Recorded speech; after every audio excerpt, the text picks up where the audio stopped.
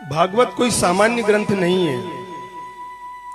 ये किसी लेखक की लेखनी नहीं है, किसी उपन्यासकार का उपन्यास नहीं है।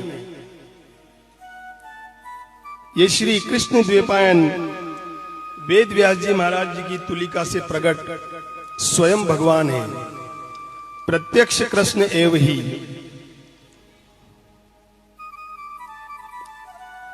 भाग्य से हम कथा सुनते हैं, और कथा सुनना 9 ही प्रकार की भक्ति में सबसे श्रेष्ठ है। अच्छा, आप यहां कथा सुनने आ भी गए, पर आप सुन ही लें ये आवश्यक नहीं है। बैठे बैठे भी नींद आ जाती है,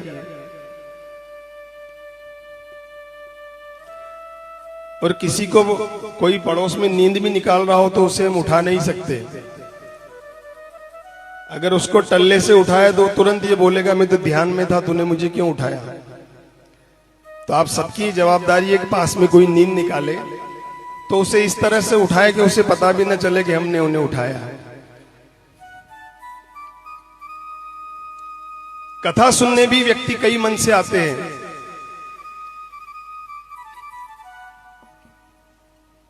कोई आदि से आता है, कोई व्याधि से आता है, किसी की कोई कामना होती है चलो कथा सुनते हैं। कोई व्याधि से आता है, कोई परेशानी है, समस्या है, बीमारी है, तो चलें भागवत कथा में।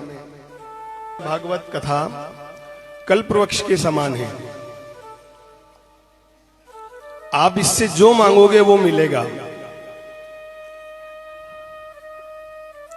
कोई आदि से आता है, कोई व्याधि से आता है, कोई धी से आता है, बुद्धि से, कि चलकर देखते हैं कैसी कथा हो रही है, क्या क्या मिस्टेक हो रही है, क्या क्या दिक्कत है। कोई इस मन से भी आता है। कोई विधि से आता है कि भागवत कथा हो रही है, चलना चाहिए, पुण्य लगता है। और कोई लोकाम बुद्धि से आता है। लोकाम बुद्धि मतलब कि हम इनके यहां जाएंगे तो ये हमारे यहां आएंगे, इसलिए चलना चाहिए। पर बंधुओं, भागवत ये कहती है कि भागवत को तो निष्काम भाव से सुनना चाहिए। भागवत का उद्देश्य मुक्ति नहीं है। अगर भागवत का उद्देश्य मुक्ति होता तो भागवत में 11 स्कंद ही होते हैं, मगर भागवत में 12 स्कंद हैं। भागवत का मूल उद्देश्य भगवान के चरणों में प्रीति, वृंदावन बांकेलाल बिहारी के चरणों में पूर्ण समर्पण।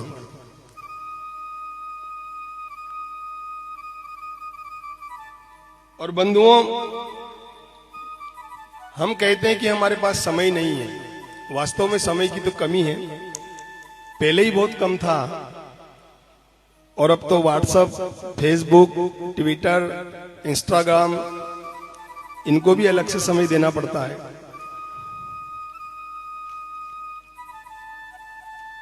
भगवान ये कहते हैं कि तू मेरे लिए 5 मिनट निकाल कर देख, मैं तेरे लिए 50 मिनट निकालूंगा।